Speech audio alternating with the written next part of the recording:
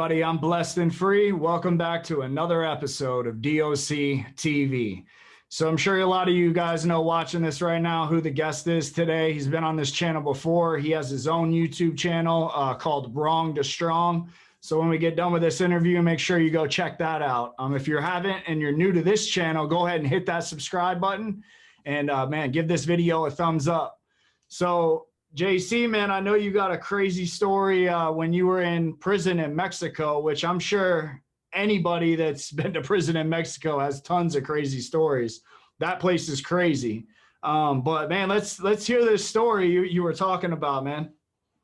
I mean, you amplify crazy with a lot of money, a lot of drugs, and pretty much just the freedom to do pretty much whatever it is that you want to do, because you know, prison in Mexico was very, very different compared to the United States. So, you know, a lot of the drug lords would get bored and start up soccer teams completely, like buy them their uniform, their shoes, just everything. You know what I mean? Because they had the money to pretty much, you know, buy people, and they would start their soccer was really, really big in there. Really, really big. You know, Mexicans are die-hard fans to soccer, and they play it, they love it, they watch it. It's just something that's like mandatory, just like football is here in America. You know. Yeah. You know, Yeah, so, man, soccer's big in a lot of countries, actually. Like this, United States is probably the smallest as far as like people watching it and stuff. But yeah, Mexico, even in prison in Florida, man, like the Chicos and the Spanish, the Mexicans, the Cubans, they're all on the rec field playing soccer. Like they love that shit. Yeah, so they took it very, very serious in there, man. And like I said, you had all these drug lords in there that had money, so they would buy their teams. You know, they would buy the whole uniform, shoes, everything, feed them, train them, and they would take it very, very serious. You know, and at the end, and it would always be the two drug lords that didn't like each other, and you know, we would be out there watching the game, and all of a sudden, you know, a fight would turn into a stabbing would turn into a fucking brawl, and then a brawl would turn into a whole prison riot. But you know, this one time, I'm gonna tell you the story about this one time. They got so bored with soccer that they started doing races, like old guys, young guys, guys in wheelchairs, guys in Man, y'all are getting creative. Yeah. So, you know, and they would pay the people to race, you know, and this was the time in my life while I was incarcerated over there that I was very, very into my addiction. I was smoking crack on regular basis every day. So in prison, you're smoking crack? Yeah. Bro, how, like, all right, I know we got the soccer story, but so do the drug lords have like tunnels and shit to bring the drugs in through officers, or like how are you getting enough crack to smoke in prison, and like how did you afford that? You know, in Mexico where I was at, bro, the guards pretty much worked with all the big guys in there, and they're the ones that brought everything in. And there was a lot of drugs in there, a lot of money. It was like a place where, you know, there wasn't a lot of violence, but there was a lot of other stuff, you know, women, drugs, money, a way to make money. If you wanted to hustle, that was a good prison to be at, because you could open up a business, a restaurant, a store. I mean, anything could go in there as long as it was inside the prison. You know what I mean? Yeah. So, very different world, a different way of doing time, man. I'm not gonna lie. Would you say that it was better though to do time in Mexico than from when you did your time in the United States? It's better for some people. For me, I obviously being a drug addict and being how I was, it wouldn't have been a good place for me. I would have probably died. over there. You know what I mean? Yeah. But for somebody that maybe didn't have a drug addiction or didn't, you could probably live a lot better over there. Yeah. But is it more dangerous? It is more dangerous.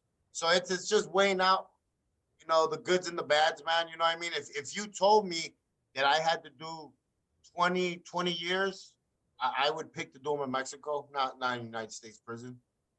All right. So let me ask you a question, man, and don't hold back at all. Answer it just straight up. What would happen if I went to prison in Mexico, being white and from the United States? That all depends on you, bro. Like, for you, it's different. You're a white boy, so they see you as like the gringo, blah, blah. Me, they see me as like a traitor. They see me, I'm a Mexican that was born in the United States, so I was born with a silver spoon in my mouth. They look at me different, so I have to fight a little bit more than you do for acceptance. You know what I mean? Yeah. There was a dude there, Mike. He was from Michigan. He had been there 10 years, and he did his thing. He hustled, had his wife, had his kids. He got caught over there in a drug case and ended up just staying out there. Met somebody. So he when he got out, he was gonna go live with that lady over there in Mexico. You know what I mean? And he did good. Mike was a good dude. I always tell people it depends on how good of a driver you are. If you're a crash dummy, then you're gonna get into shit all the time. But if you know how to drive, you know how to drive. Yeah, facts, bro. That's really anywhere. I was just wondering because, like, obviously I've done time. I know how to carry myself. I'm done running my head into the wall type shit, crash dummy shit.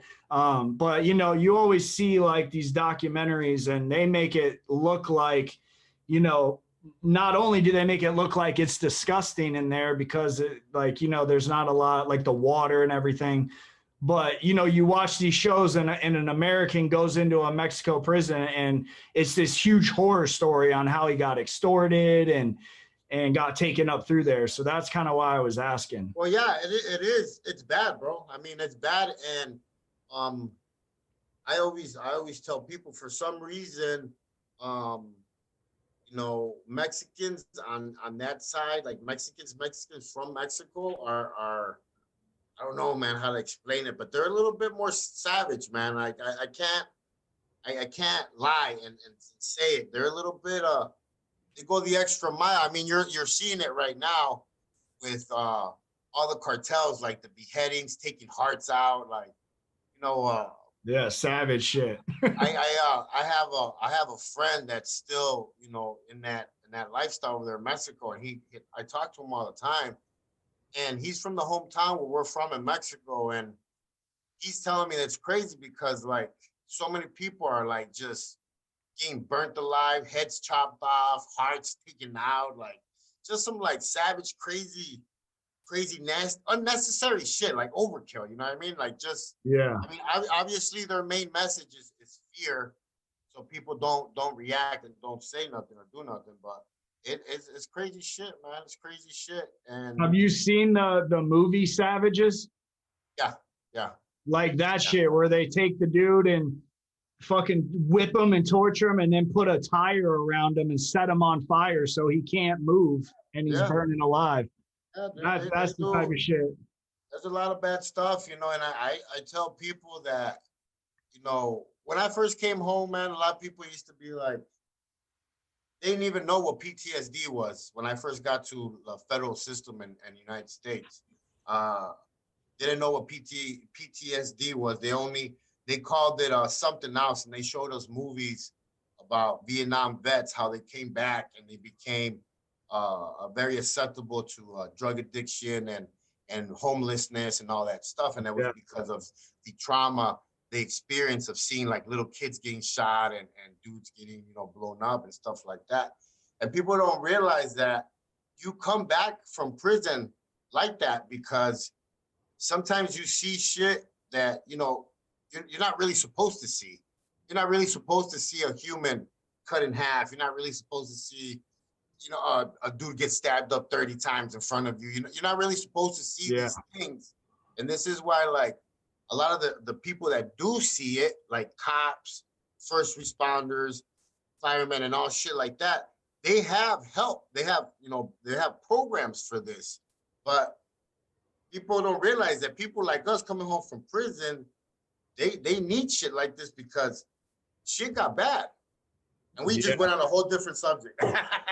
No, but what you're saying is all facts, bro. Like a police officer, they have one of the highest suicide rates because of that exact reason: PTSD, depression, and all the shit that they go through. So we, we have it too, bro. We have it too. We have it at the highest anybody has it, but it's in a different it's in a different form. If it's not drugs, it's going back to prison. If it's not going back to prison, it's a suicide by cop. There's many ways and many forms that I've lost. Like I lost my best friend Eric 2 years ago, and one of the most solid white dudes I ever met in my life, man. I met him through addiction, through the ups, through the downs, and we kicked it off, and we were always together every day, and he had a relapse, and it was a really bad one, and the cops here in Phoenix ended up shooting him and killing him. And us as felons, like, and especially now you add felons, now you add drug addiction, now you add, like, I call them blocks of life that we were just handed like a shitty hand, but every block counts.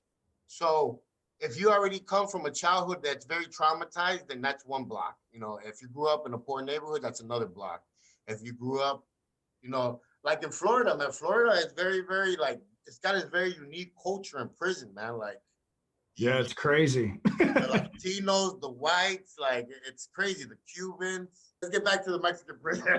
All right, man. No, this is good, bro. I mean, we're talking about a lot of real shit. But all right, so you're in Mexico prison. The drug lords are running soccer tournaments, and now they want to race guys in wheelchairs and old guys. Yeah. Arriba type shit. Yeah. So at that time, I'm very, very into my drug addiction. I'm smoking crack like there's no tomorrow every day, and it's a very, very expensive habit, and I shrunk down to about 100 pounds. I was like skin and bones, you know what I mean? And I can't even picture you 100 pounds, bro.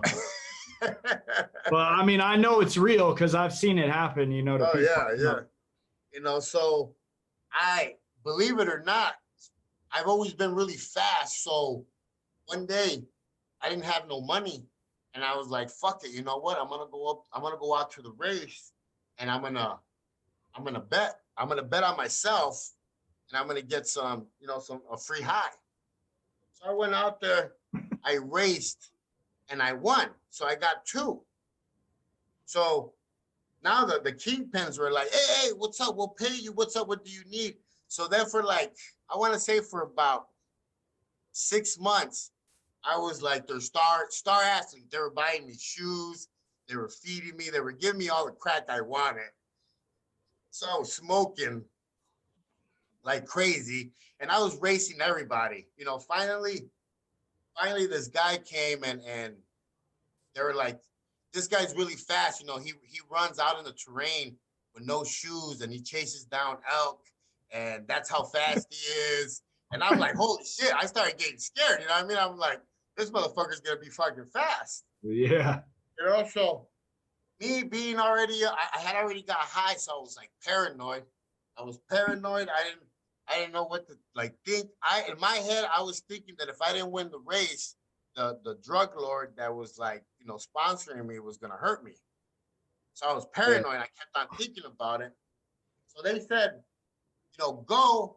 We took off. I took off running. I ran all the way around, and I ran all the way into my cell, into the unit, into the prison. I didn't stop. I kept on going. My unit. And everybody went looking for me to my cell, and they're like, what the fuck? Why did you run? And I was like, I think they were going to do something to me. But were you racing the guy and just ran into your building, or did you just book it out of there? No, I started racing him, but I kept on going. After the finish line, I ran. Did you win? Yeah, I did win, but I didn't know that until later. Oh, okay. That's what the guys told me. They were like, but you won. And I was like, did I? Because I was too high. I was scared. You don't understand. In there, man, these guys had money to pretty much pay to put you in the hole for life. They had money to pay to get you beat up.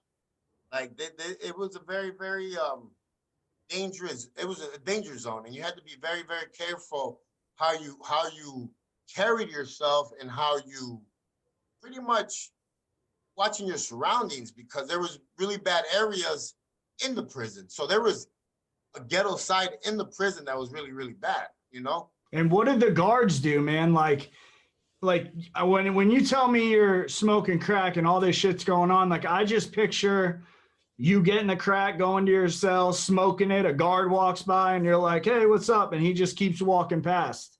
That's how it was.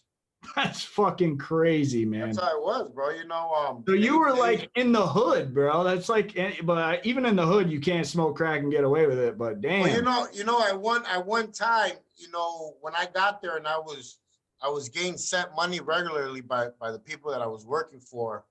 I had my own cell. That was a pretty big size cell with carpet. I had a big screen TV.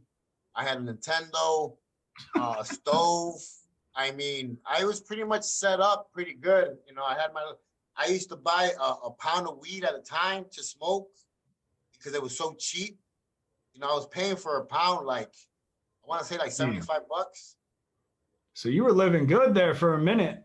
Yeah, I mean, I got into some shit that I shouldn't have got into, man. You know, I got into a fight with somebody I shouldn't have put my hands on in there, and it bit me in the ass, and it almost, you know, cost me my life.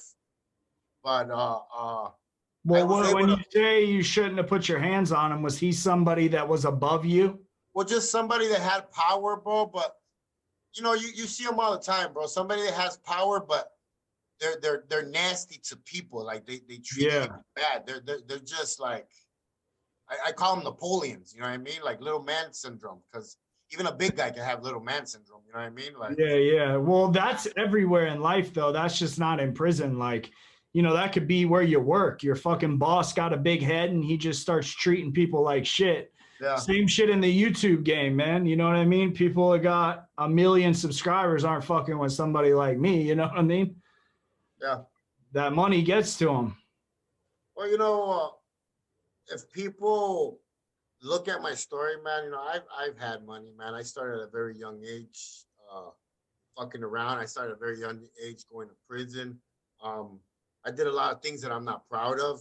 And, you know, it's taken me a long time to actually heal, especially from my PTSD, from everything from childhood all the way to everything I did into my adulthood to survive. So it's taking time, man, but it is possible. And we people like us that have done prison time, I like to say, man, that a lot of us are different. We're more like outgoing. We're more outspoken. We're more just resilient. We tend to get shit done faster. But the thing with us is that if we don't learn to stay on that positive track, it's really easy for us to go back really quick. And all it takes is like that one. You know how it is, bro. One of your homies shows up and he's like doing it big like you were back in the day, and he's like, "Whoa, what's up, man? Just, you know, partner up with." Hey, this is why you gotta even be careful who you surround yourself with, man. Sometimes it's better to be alone, bro. Yeah, no, I feel that. And what you said is crazy, because I remember the first time I ever went to jail, right? Like actual adult jail. And a dude I grew up with, he had already been to prison. So when I went into the pod, he was in there. And, you know, I knew the streets, but I didn't know the games and the finesse and, you know, how people are in prison. And this dude and I were talking about some shit. And when he walked away, my boy's like, "Man, you didn't see what that dude's doing?" Like he was trying to pull something over on me, like with canteen or some shit, right? Yeah. So I was like, "Nah, man, what are you talking about?" And it's a different language in there. He's saying words I don't know, you know what I mean? So he's like, "Man, I hate to say this, bro, but you need to go to prison." He's like, "You're going to really learn how to read people and see what people's motives are." And now looking back on that in my life now, like my girl tells me all the time, like, because we'll meet somebody and I'll be like, "Yo, he's a piece of shit," right? And she'll be like, "No, he's not. He didn't do anything." And, you know, fast forward 6 months later, he lied, he fucked her over on something. And she's like, "Damn, how are you so good at reading people?" And that's what I was taught in prison, man, because you know how it is. You got to know who you're surrounding yourself with. One of my biggest things that I tell the guys when I go speak, because I go to the prison here in Arizona they have a program here called the Second Chance Program, and I guess speak there in graduations. And I always tell the guys, you need to focus on what you learned while you were in prison and not have hateful feelings for what you lost while you were in prison. Because if we're going to be honest, if you would have told me, hey, you're going to get your GD outside in the world, I would have never got it, because I would have never had time. I would have never sat down because I was too busy making money, fucking bitches, and I was living my life. Yeah. So I would have never got my GD, but because I went to prison, I learned how to read. I learned how to write, somewhat write. I learned a lot of things, man. I got certificates up the fucking ass because once I actually seen myself being a little bit smarter than what I thought, then shit got real, and I started picking up books. I started reading shit. I started, doing a lot of stuff, and it changed my life, man, to the point where I was like, that's when I was like, that's it, man. I'm gonna, if I could tell my story and help somebody see that it's all bullshit, that it's a fucking fake lie, the glamour, the tough man, the drugs, the cars, the women, like all that shit it's all a fucking lie. It's all a lie. Yeah, it's all a facade, man. Memories, being with your family, growing as a person religiously or any kind of way where you're getting better, your soul, like that is right there doing time right there. That because you're become like an elder, so now you know about life, you can teach people and stuff like that. That's my respect right there, man. And that's the biggest thing.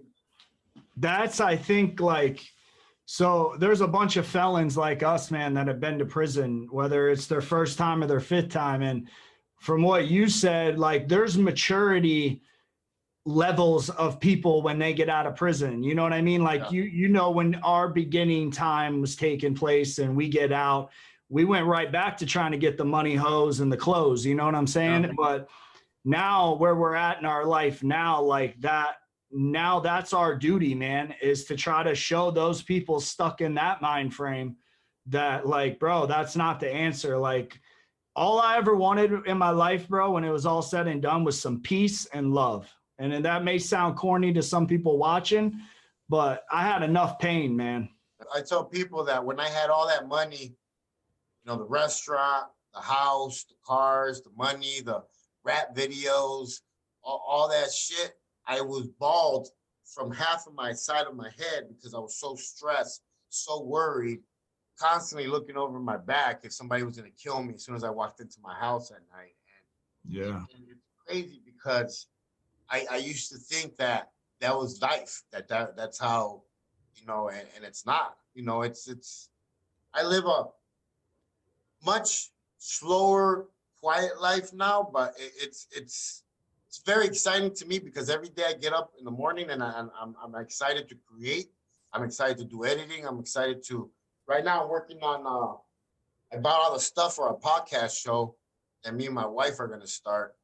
Nice. And yeah, so like recording podcasts, just getting to work, man. Just getting to work and not letting that past fucking define who I am. That's it, pretty much, point blank. Yeah, man. Well, so all right. So what ended up happening when you ran back to your cell and they, like, remember what you said, you were in the race, you ran all the way back to your cell. What ended up happening? Anything with that? So all the guys came back to the cell to get me because they had bet a big ass bag where I was gonna get, the winnings, the drug lords. Yeah. So they went looking for me, and they were like cracking up because they knew that I was paranoid. They knew how messed up I was. I was on a lot of drugs back then. It's moments like that I tell people when I did time in Mexico, I never looked at a calendar, didn't know what month it was, didn't know what year it was, because I was always fucked up, always. and it just made time go by so fast that next thing you know, I was, getting transferred out of there. Yeah, I can relate to that a lot, man. Not knowing when holidays passed and people are like, "Oh, what'd you do for, Thanksgiving?" I'm like, "When was that?" You know what I mean? Yeah. But it is true what you say about the dirty water. It is true about how dirty it could be in the poor side of the prison, because there is like the prison like a neighborhood where all the drug lords live at. That's like the fancy neighborhood, and then you have all the gangbangers that are locals. That's like the poor neighborhood, and that area is really, really dirty, nasty, disgusting, really, really bad. You know what I mean? So Yeah, it is true. A lot of I always tell people, if you've never seen the movie Get the Gringo with Mel Gibson, watch it, because I that's saw pretty much, that. yeah, that's pretty much how prison is in Mexico, man. Man, that shit was wild in that movie. That's Yeah, crazy, because man. you get to have sex, you get to have a girlfriend. There's where I was at, they had the women's prison in the middle of the men's prison, and every Thursday and Sunday I went to go pick up my girlfriend, and she would stay with me in my cell from 6 in the morning to 6 p.m. Thursdays and Sundays. So Damn. my first daughter was actually, made in the Mexican prison. Well, So, man, it sounds like you got a lot of crazy stories, man. We've only really touched on a couple, but maybe in a couple weeks you come back on and we can talk about some of these other stories. But why don't you go ahead and give your YouTube a shout out so any of the subscribers watching know where to find you? I'll link it too, but okay. Well, if you guys want to find me, my channel is Wrong to Strong. Everything's Wrong to Strong. My Instagram, my Facebook, everything's pretty much Wrong to Strong. So that's where you'll find me. all right, man. Well, you already know, bro. I appreciate you coming on and, sharing your stories. A lot of your stuff's deep, man. And a lot of people, don't share stuff like that. So, I commend you for doing that and keeping it real all the way through. But Okay. for people still watching, man, and haven't, go ahead and subscribe to DOC TV 813 and then go check out your boy on Wrong to Strong and smash that subscribe button too. And with that, it's DOC TV and we're out.